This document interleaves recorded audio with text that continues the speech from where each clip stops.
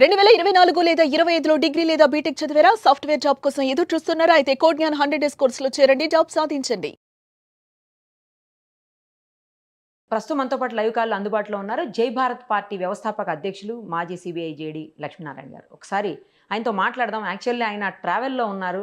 అయినప్పటికీ కూడా ఇండియాకి పాకిస్తాన్కి మధ్య జరుగుతున్నటువంటి ఈ వార్ నేపథ్యంలో ఒక్కసారి మీ ఒపీనియన్ చెప్పండి సార్ అని అడగగానే ఆయన లైవ్లోకి వచ్చారు. పాపం మాట్లాడదాం.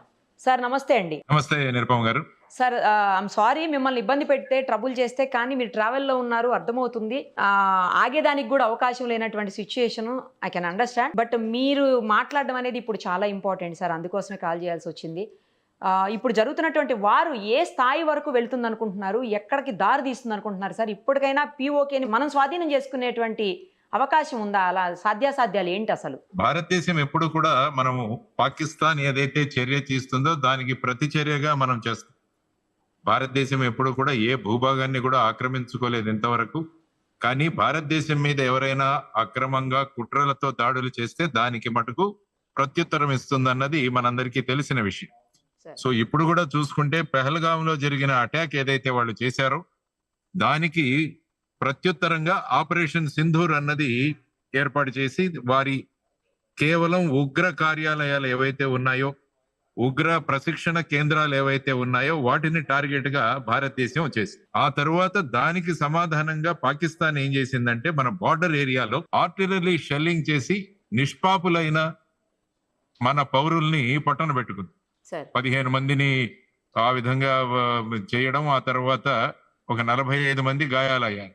సో దీనికి ప్రతిచర్యగా భారతదేశం, ఎందుకంటే అంతకు ముందు ఆపరేషన్ సింధూర్ లో ఎక్కడా కూడా ప్రజలకు నష్టం కలగకుండా, మిలిటరీ ఎస్టాబ్లిష్మెంట్ కు నష్టం కలగకుండా భారతదేశం ప్రవర్తించింది. కానీ ఈ విధంగా పాకిస్తాన్ వచ్చేసి నిష్పాపులైన మన భారతదేశ పౌరుల్ని వాళ్ళు చంపడం అన్నది చాలా ఏహ్యమైన చర్య, క్రూరమైన చర్య. దానికి సమాధానంగా భారతదేశం నిన్న లాహోర్ లో ఉన్న వాళ్ళ ఎయిర్ డిఫెన్స్ సిస్టమ్ ఏదైతే ఉందో దాని మీద అటాక్ చేశారు. మళ్ళా దానికి సమాధానంగా పాకిస్తాన్ వాళ్ళ మిసైల్స్ ని, డ్రోన్స్ ని ప్రయోగించింది. దాన్ని మళ్ళా కౌంటర్ చేయడానికి నిన్న రాత్రి మనం చూసాం. పాకిస్తాన్ లోని ముఖ్యమైన నగరాలు ఏవైతే ఉన్నాయో వాటన్నిటిలో కూడా మళ్ళా డిఫెన్స్ ఇన్స్టలేషన్స్ ఏవైతే ఉన్నాయో అవి టార్గెట్ గా భారతదేశం ముందుకెళ్ళింది. ఎందుకంటే ఇందులో ప్రధానంగా మనం గమనించాల్సింది ఏంటంటే SEAD అన్నది ఒకటి ఉంటుంది వార్ లో, అంటే suppression of enemies air defence.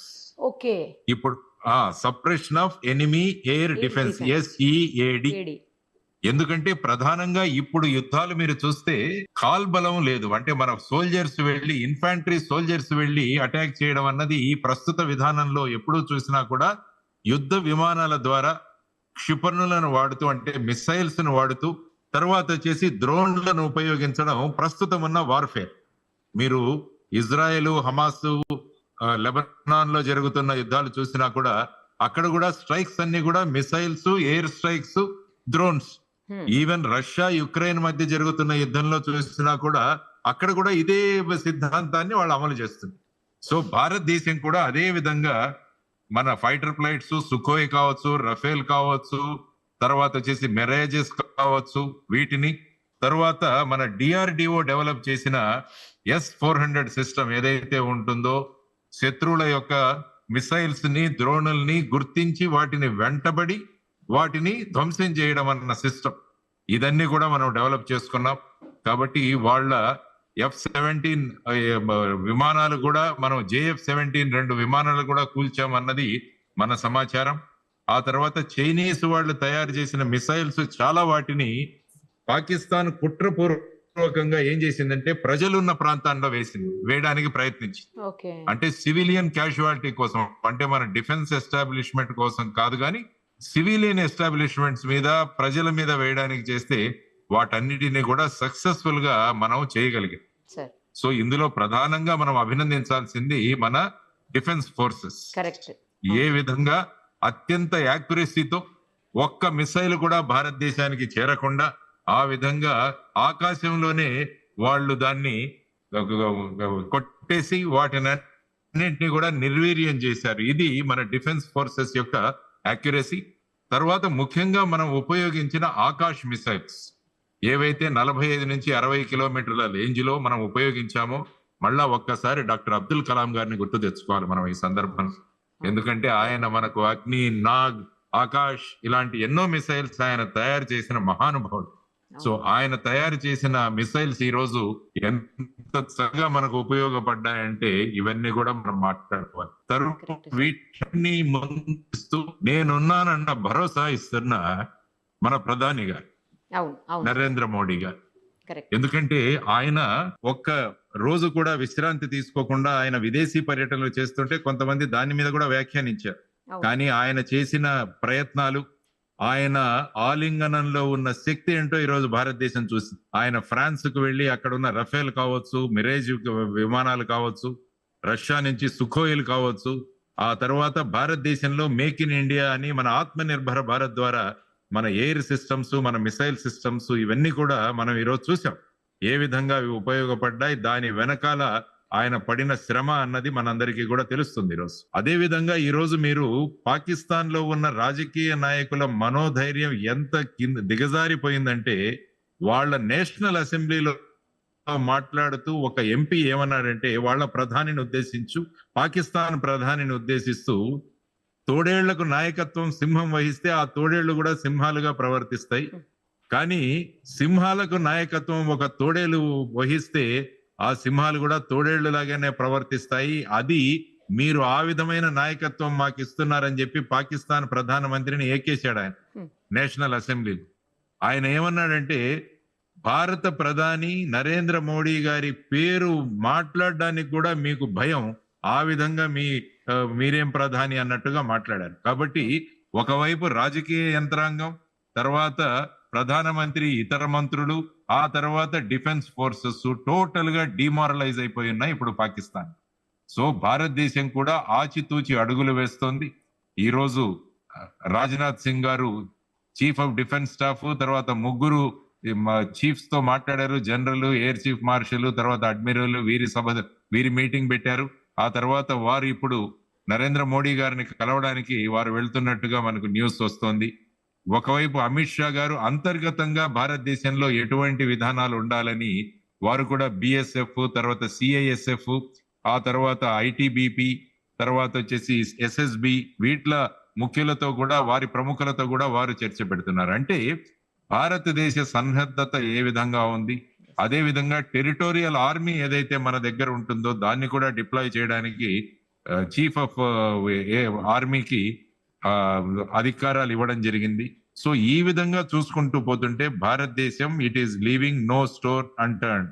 కాబట్టి ఎక్కడెక్కడైతే భారతదేశానికి ఈ దుర్మార్గులు ఏ విధంగా వాళ్ళు ప్రయత్నం చేస్తారో దాన్ని మనం రివ్యూ చేసుకుంటూ భారతదేశం యొక్క అప్పర్ హ్యాండ్ ఏదైతే ఉందో, భారతదేశం యొక్క సుప్రీమసీ ఏదైతే ఉందో దాన్ని మన డిఫెన్స్ ఫోర్సెస్ ఈరోజు చూపిస్తున్నాయి. కాబట్టి ఆ విధంగా మనం మన ఆర్మ్డ్ ఫోర్సెస్ కి ధన్యవాదాలు తెలియజేయాలి. వారి వెంట నిలబడుతూ పూర్తి భరోసా వాళ్ళకిస్తూ వారికి పూర్తి ఆపరేషనల్ ఫ్రీడమ్ ఇచ్చిన మన ప్రధానమంత్రి గారిని కూడా, ఆ తర్వాత వీటన్నిటి వెనకాల ఉన్న గొప్ప సూత్రధారి, గొప్ప స్ట్రాటజిస్టు మన ఎన్ఎస్ఏ అజిత్ డోవల్ గారు. 80 ఏళ్ల వయస్సు, ఆల్మోస్ట్ 80 ఏళ్ల వయస్సు. ఆ వయస్సులో కూడా ఎంత క్షుణ్ణంగా శత్రువును గమనించి వారిని ఏ విధంగా దెబ్బతీయాలి అన్న అద్భుతమైన ప్రణాళిక రచన చేసే అజిత్ డోవల్ గారికి కూడా మొత్తం భారతదేశం ఆయనకు salute. We should salute Ajit Doval గారు అన్నది మనం భారతదేశం అంటే ఏంటి అన్నది మనం చూపిస్తున్నాము. ఇది కేవలం పాకిస్తాన్ కు మాత్రమే కాదు, ప్రపంచానికి కూడా భారతదేశం అంటే ఏంటి అని తెలుస్తోంది. అది చాలా ముఖ్యమైన విషయం. సో వాట్ ఈజ్ ఇండియా అంటే, భారతదేశాన్ని మతాల పేరు మీద విడదీయడానికి ప్రయత్నం చేసిన పహల్గావ్ అటాక్ లో భారతదేశం మేమంతా కూడా ఒకటే అన్న నినాదంతో ప్రజలు కూడా స్పందిస్తున్నారు. ఆ విధంగా మన ఆర్మ్డ్ ఫోర్సెస్, మన ప్రధానమంత్రి గారు, మిగతా మంత్రులు వీరందరూ కూడా బ్రహ్మాండంగా మనం ముందుకు వెళుతున్నాం. మన ఎక్స్టర్నల్ అఫైర్స్ మినిస్టర్ జయశంకర్ గారు, తర్వాత ఫైనాన్స్ మినిస్టర్ నిర్మలా సీతారామన్ గారు కూడా వారి పరిధిలో ఏ విధంగా పాకిస్తాన్ ని ఒక ఉగ్రవాద దేశంగా ప్రొజెక్ట్ చేయడంలో జయశంకర్ గారు కృతకృతులయ్యారు. అదే విధంగా పాకిస్తాన్ మీద ఆర్థిక పరంగా ఎలాంటి నిర్బంధనలు పెట్టాలని నిర్మలా సీతారామన్ గారు కూడా వారు ముందుకు వెళుతున్నారు. ఇది టీం వర్క్ అంటే. Correct team work correct team work ఎలా జరుగుతుందంటే టీం నాయకుడి మీద టీం వర్క్ ఆధారపడి Yes. ఉంటుంది. Yes. మన టీం నాయకుడు ఏదైతే లీడర్ ఉన్నారో నరేంద్ర మోడీ గారి అద్భుతమైన నాయకత్వంలో దేశం బ్రహ్మాండంగా ముందుకు వెళుతోంది అన్నది నా రియాక్షన్. మీరు పిఓకే గురించి అడిగారు, పాక్ అవును. ఆక్యుపైడ్ కాశ్మీర్ గురించి ఇప్పుడు ఏమి చేయాలి, Hmm. వేచి చూద్దాం. ఖచ్చితంగా అంతర్గతంగానే పిఓకే లో ఒక సివిల్ వార్ రాబోతుంది.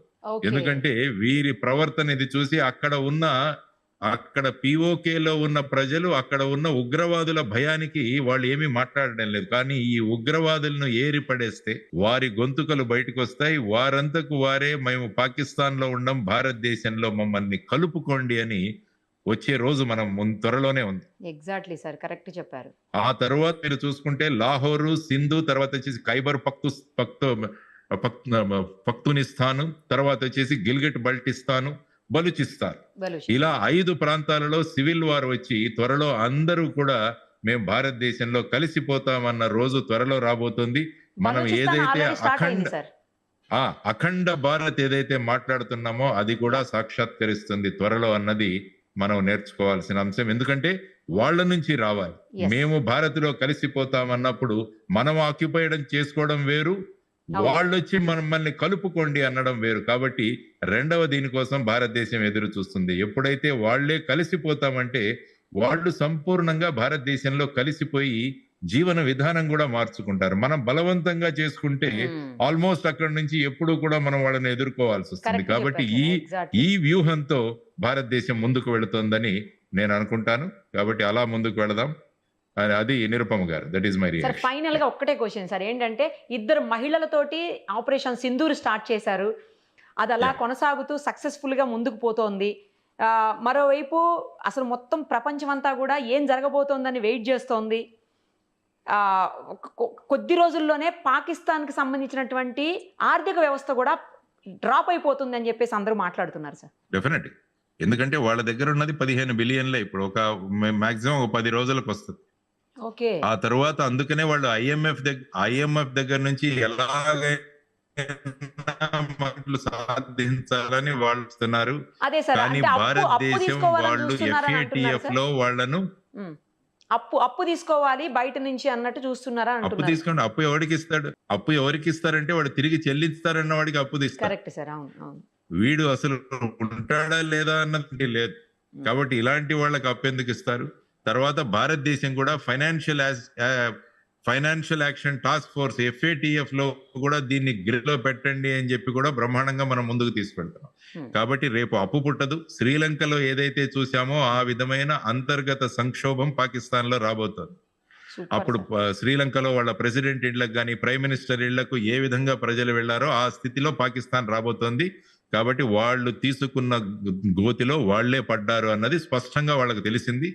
సో ఆ విధమైన వ్యూహంతో, యుద్ధ వ్యూహంతో భారతదేశం ఒకవైపు యుద్ధ వ్యూహం, ఒకవైపు స్ట్రాటజిక్ ప్లానింగ్, అంటే ఎదుటి వాళ్ళని మన చర్యలతో భయపెట్టడం అన్నది ఒక పర్ఫెక్ట్ కేస్ స్టడీ ఎవరైనా చేయాలంటే మన భారతదేశం అనుసరిస్తున్న యుద్ధ నీతి, తర్వాత చాణక్య నీతి, ఇది మనం నేర్చుకోవాల్సిన అంశం ఈ తరుణంలో.